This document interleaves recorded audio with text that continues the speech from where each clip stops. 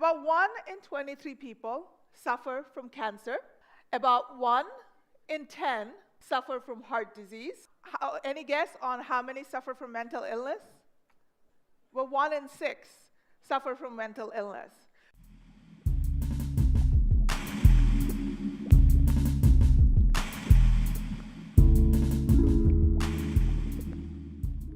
So our physical activity, our sleep patterns, our speech, and our social contact or social activity provides meaningful cues about our mental state. And these are all examples from a wide range of mental illness.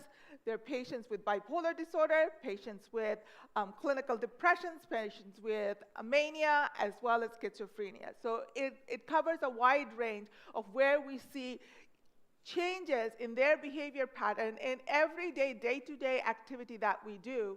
But there's a good news. We can measure each and every one of these behavior using something that's in each of our pockets, smartphones. Smartphones are with us all the time. They have sensors that measure our movement, our speech, that can be used to measure our sleep. And we can use these information to correlate or relate to a person's mental well-being.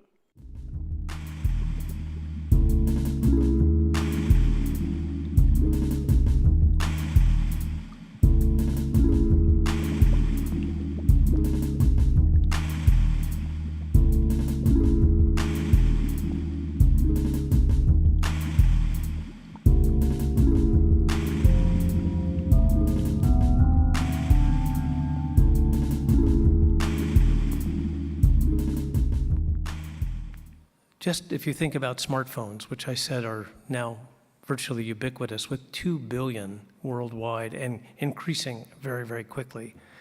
This is a modern EKG machine. This is a modern otoscope to look at your middle ear. And this is a breathalyzer. Who knew that you could use your iPhone for that purpose? But even more to the point, think back to what I was saying just a few minutes ago about the barriers to bending the curve for mental illness. Think about that, because in some really obvious way, smartphone technology can address every one of them. I've tried to list this out here, but you can imagine how the access, fragmentation, delay, quality, all of these issues can be dealt with through apps that would be nearly ubiquitous. Even improving the workforce through training online or through telehealth. And maybe most of all, this issue with stigma, because suddenly people can be anonymous. People who would never go to see a therapist or go to see a psychiatrist can be able to get the care, at least some care that they need, and can learn much more about their illness in a way that allows them not to feel in any way singled out or shamed about it.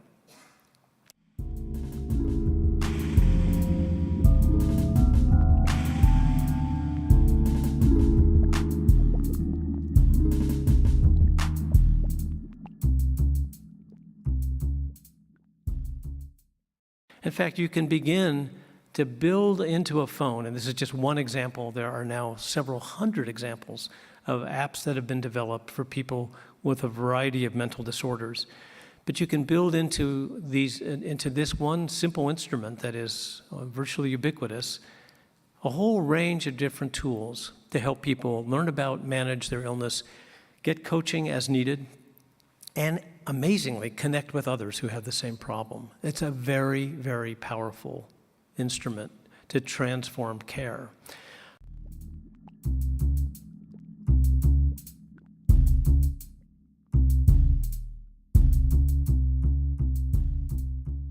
And this is something that you do obviously with someone's consent.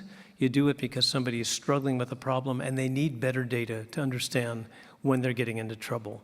And a lot of those, cognitive behavior therapy, coaching, peer support, can be done on a phone. And perhaps best of all, being able to get to someone at the moment when they need it. So when someone's in crisis, instead of saying, we'll have an appointment for you next Thursday at 10 o'clock, you're there with them in the moment when they need the help.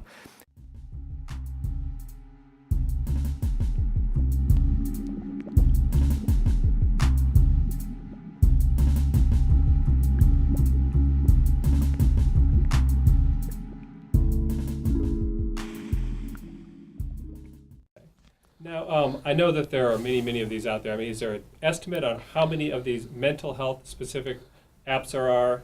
And then within that, how many show some feasibility and how many actually demonstrate some sort of efficacy? You know, that's a terrific question, and no one's actually counting how many mental health apps there are. We think that there's at least over 5,000 mental health apps, or likely could be more. And when I say mental health, focusing specifically on psychiatric conditions, there's many more wellness apps out there, but say there's 5,000 mental health apps. There's very little clinical data showing, are these apps useful, are they helpful, are they dangerous? Perhaps about maybe 1% of all those apps out there have some clinical evidence, or they've had a clinical study. And if you look at what do those clinical studies tell us, a lot of times they tell us it's feasible. We can collect this very interesting information. Very few to almost none, I could probably count on my fingers, apps actually have shown proven benefit to collect validated information or to give out validated treatment. So I think we have a lot of apps out there. We have very little evidence of what they're doing for good or bad. Okay.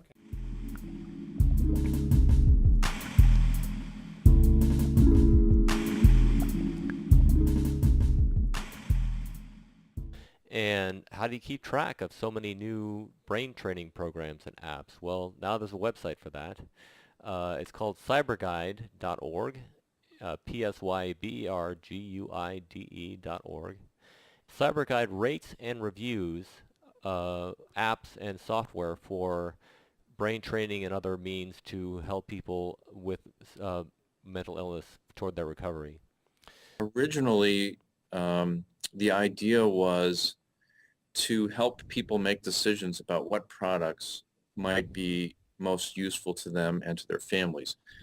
The biggest problem is that these products are being developed kind of rapidly, and they're coming on the marketplace usually without the kind of testing that we see, for example, with medications or even with certain kinds of psychotherapy.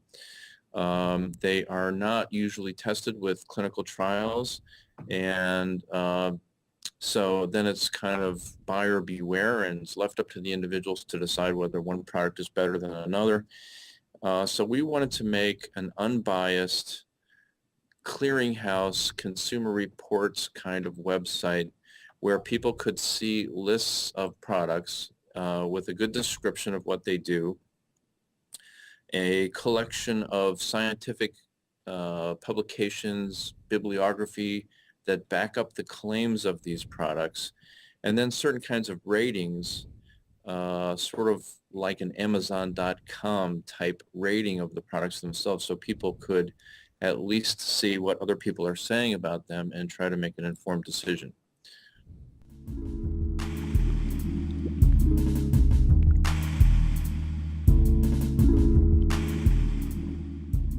We hope that the technology that we are building will bring the help that many people need right to their pockets and help them live a balanced, happier, more productive life. Thank you.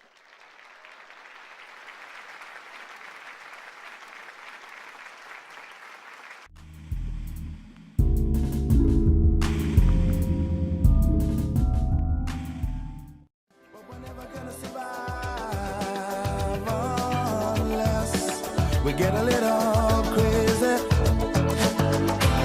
No, we're never gonna survive unless we are a little